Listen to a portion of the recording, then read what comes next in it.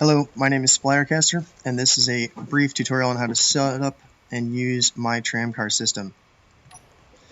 To begin with, you're going to select a site and place down a heavy armor block, or light armor block. It really doesn't matter, heavy or light.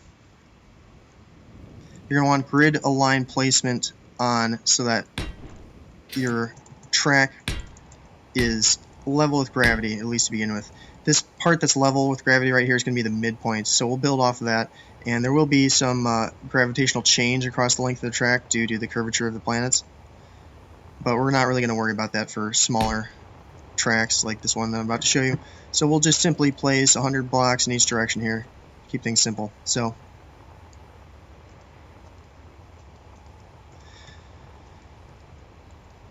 at the endpoints, you're going to want a 3-block tall pillar right here at the end. 1, 2, 3. We're going to be setting GPS points at either end of the track. So to do that, you're going to want a passenger seat or cockpit or any other block that your character can occupy. We can use a passenger seat because they're cheap to build, although in creative mode or with creative tools it doesn't matter. So we come out 1 block from there and we place down this seat and we occupy it, and we place a GPS waypoint. We'll call this Tram 1. Fuel critical. We can go ahead and delete those 2 blocks, and we'll do the same thing on this side.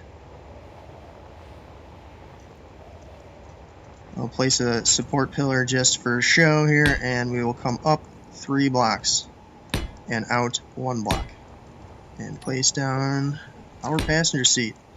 Occupy it and set a GPS point. This one will be Tram 2. Alright. Fuel critical. Get rid of those, and now we're ready to paste in the blueprint. I'm actually going to go to this side and paste it here just to keep our nomenclature aligned. So here we are at Tram number 1, and we will, Clang willing, open up my Tram blueprint.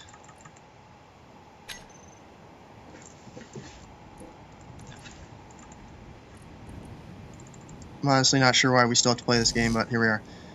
So the first thing you'll notice about this is one end has a red block. That block is going to be deleted and is simply here to help us place it. So if we place it like so, you'll notice that the landing gear are hovering ever so slightly above that rail, and we'll go ahead and delete this red block. And the car drops down a little bit. So we'll just check that no damage occurred, and it really hasn't ever occurred, but you never know. So we're looking good so far. Now it's time to program, which is quite simple, really.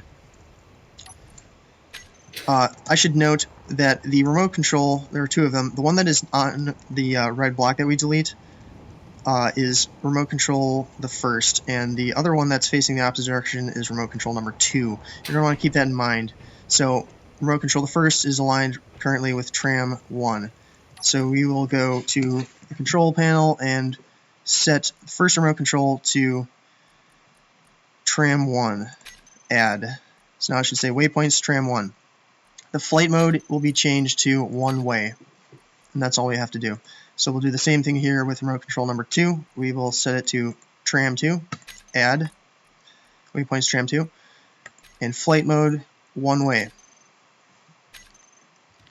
That's it for the remote controls. The last thing to do is program the button panels. So we'll press K here, and this one I believe is remote control 2.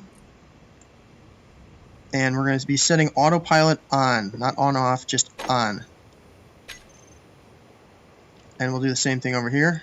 Press K. This one is remote control the first, autopilot on. Let's just make sure we have that correct. I believe we do. Now it's time to test it out. And it appears to be working just fine. That's all there is as far as programming and using this thing. One consideration is the power. As you can see, there's 4 batteries and only 2 solar panels, so this thing will recharge quite slowly, and the intended usage scenario is perhaps on a public server that is running 24/7, where this thing could, in theory, recharge itself when you're not playing. Otherwise, you're going to want to add a reactor somewhere up here, perhaps replacing one of these batteries or eliminating them entirely in favor of a reactor, so that you have a constant output of power no problem. And that's really it. The only other thing you can add is, of course, stations, but the one part that I will show you is adding cover walls. And these cover walls align quite nicely. I will have to, unfortunately, move this. Actually, to do that, I'm going to just use a cockpit and pull on down the track manually. So we'll just move it out of the way here. Fuel critical. And place down our cover walls. So thankfully these walls have enough of a gap that the little bit of wobbling that this thing does will be accounted for as it comes into the station. Fuel critical. So as you can see, our characters are easily able to walk on and off this without having to jump, which is nice. And that's it.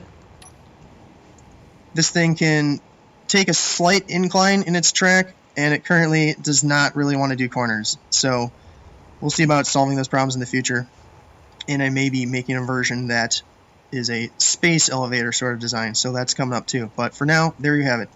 Have fun.